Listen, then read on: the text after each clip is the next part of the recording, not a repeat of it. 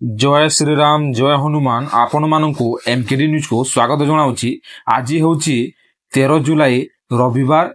आज किसी top news update विषय जानिबा। मो सहित जोड़ी हुई रही चैनल को सब्सक्राइब कर बेल आइकन को क्लिक करंतु। आसंतु आज किसी न्यूज अपडेट विषय जानिबा। फोन पे गूगल पे एवं पेटीएम भली यूपीआई ऐप मानक पई 1 अगस्त रु 4टी नियम जारी होईछि। प्रथमटी होउछि बैलेंस चेक रे लिमिट रहिबो। गोटे दिन रे केवल 50 थर बैलेंस चेक करि पारिबे। द्वितीयटी होउछि मोबाइल रे लिंक होइतिबा बैंक अकाउंट गुड़िकर सूचना केवल 25 थर देखि पारिबे। तृतीयटी होउछि ऑटो पे पेमेंट पई फिक्स टाइम स्लॉट उपलब्ध रहिबो। चतुर्थटी होउछि कोनोसी पूर्ण होई नथिबा पेमेंट को केवल 3 थर चेक करि पारिबे। 90 सेकेंड रो पार्थक्य हेबा आवश्यक। आदित्य बिर्ला ग्रुप अध्यक्ष कुमार मंगलम बिर्ला अमेरिका भारत रणनीतिक सहभागिता मंच USISPF रो कार्यकारी कमिटी रो सदस्य भावरे निर्देशक मंडली रे जोग दैछंती। भारतर विदेशी मुद्रा भंडार $3 बिलियन ह्रास पाई 649.736 बिलियन डॉलर को ह्रास पाई। यह आरबीआई रो एक तथ्यर जना पड़ी। प्रधानमंत्री मोदी को एससीओ सम्मेलन रे जोग देवा पाई external affair minister doctor S Jaishankar आसंता सप्ताह रे चीन गस्त करिवे। केंद्रीय कर्मचारी मानकर दरमा 34% बढ़ी पारे। एबे मिनिमम बेसिक सैलरी 18,000 अछि एवं अष्टम वेतन कमिशन 1 जनवरी 2026 रे लागू हेबो, जहा द्वारा दरमारे वृद्धि हेबो। एक सूचना रो जणा जायछि जे भारत रे एलन मस्क को सब्सक्रिप्शन प्लान 47% सस्ता होईछि। अमरनाथ यात्रा पाई भारतीय सेना सुरक्षा पाई ऑपरेशन सिंदूर भली ऑपरेशन शिवा आरंभ करिसंती। उत्तर प्रदेश रे वृद्ध लोकंक पाई अर्थात जिउ लोकंकर फिंगरप्रिंट लिभि जाइथिबो सेमानंकु आखिर रेटिना द्वारा चिन्हट करा जाई राशन दिया जीवो। आधार कार्ड को ने एक अपडेट आसीछि, जेउथिरे आधार कार्ड रे वयस्क लोक मानंक पाई पासपोर्ट, पैन कार्ड एवं राशन कार्ड रो डाटा को मध्य व्यवहार करा जीवो। एही निष्पत्ति सेमानकर भविष्यत को दृष्टि रखी निया जाइछि। सुंदरगढ़ जिल्लार वीरमित्रपुर रे मालवाही ट्रेन लाइनच्युत। 11टी वागन ट्राक रु खसीगला। कौनसी मृताहतर सूचना नहीं। नेपाल रूट काहींकि भारत पाई विपद आसंतु जानिबा। भारत और नेपाल मध्य थिबा 1751 किलोमीटर खोला सीमा रे नियंत्रण अत्यंत कम। याकु आतंकवादी माने सुविधा भाव व्यवहार करी नकली नेपाली आईडी द्वारा भारत को अनुप्रवेश करुछंती।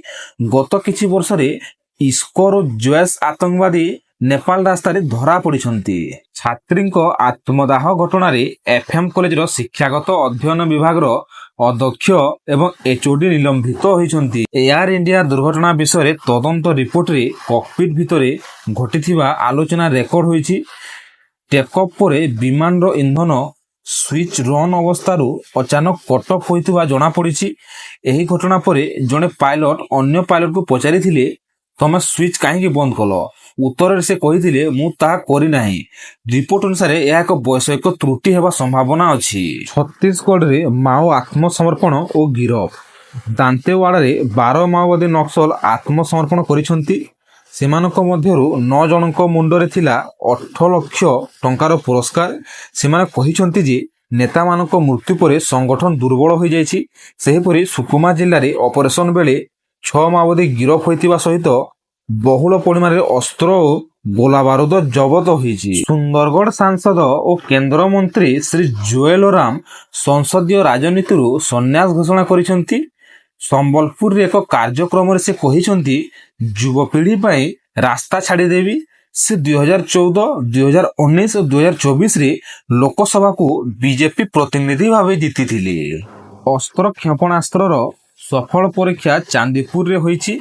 डीआरडीओ और वायुसेना मिश्रित एही परीक्षा आकाश रो आकाश लक्ष्य उपरे केंद्रित देशीय टेक्नोलोजी रे विकास पाइथिबा रेडियो फ्रिक्वेंसी शिखर थिबा एक क्षेपणास्त्र ସୁଖୋଇ 30 MK ଯୁଦ୍ଧ ବିମାନ ଦ୍ୱାରା ଲଞ୍ଚ କରାଯାଇଥିଲା। 2ଟି ମାନବବିହୀନ ଲକ୍ଷ୍ୟ ସଫଳତାର ସହିତ ଧ୍ୱଂସ କରାଯାଇଛି। ଟେନିସ୍ ଖେଳାଳି ରାଧିକାଙ୍କ ପୋଷ୍ଟମର୍ଟମ ରିପୋର୍ଟ ଅନୁଯାୟୀ ଛାତିରେ 4ଟି ଗୁଳି ଲାଗିଥିଲା। ପ୍ରାରମ୍ଭିକ ଏଫଆଇଆର ଅନୁସାରେ ତାଙ୍କ ବାପା ପିଠିରେ 3ଟି ଗୁଳି ମାରିଥିଲେ। ଗୁଳିଗୁଡ଼ିକ ଫରେନ୍ସିକ୍ ପରୀକ୍ଷାକୁ ପଠାଯାଇଛି।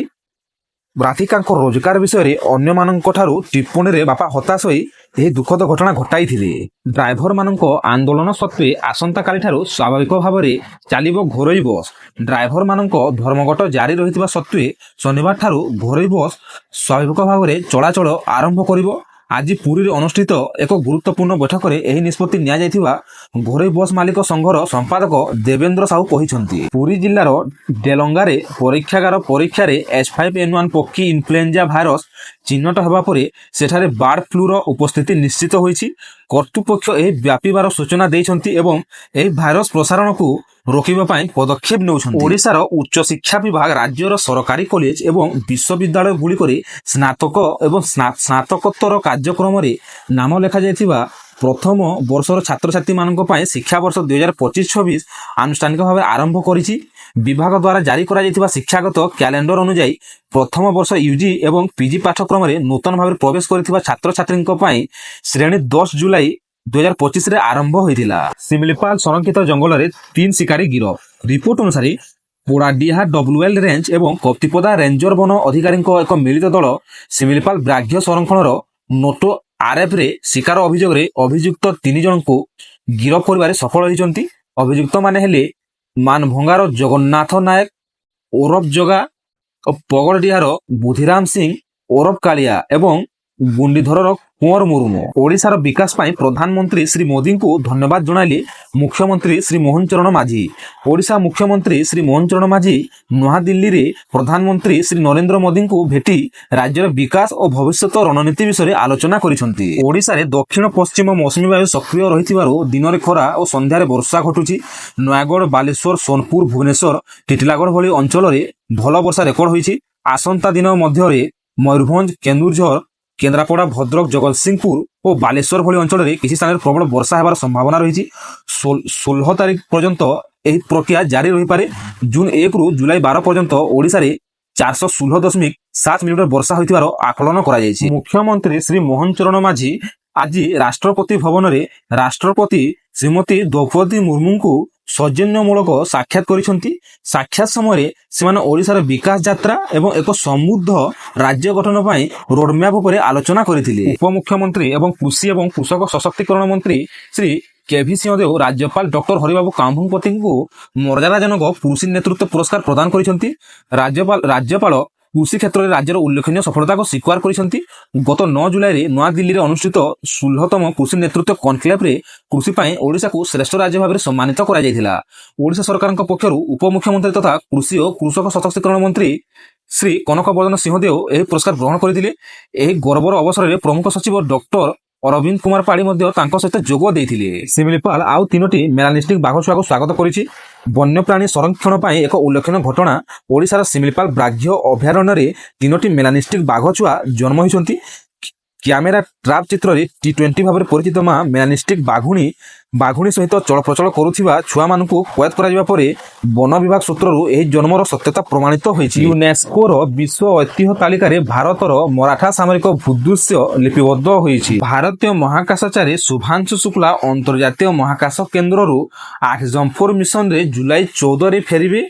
ସେ ଇସ୍ରୋ ପକ୍ଷରୁ 7ଟି ମାଇକ୍ରୋଗ୍ରାଭିଟି ପରୀକ୍ଷଣ କରିଛନ୍ତି। ରୁଷ ପୁଣି ଥରେ ୟୁକ୍ରେନ ଉପରେ ଆକ୍ରମଣ କରିଛି।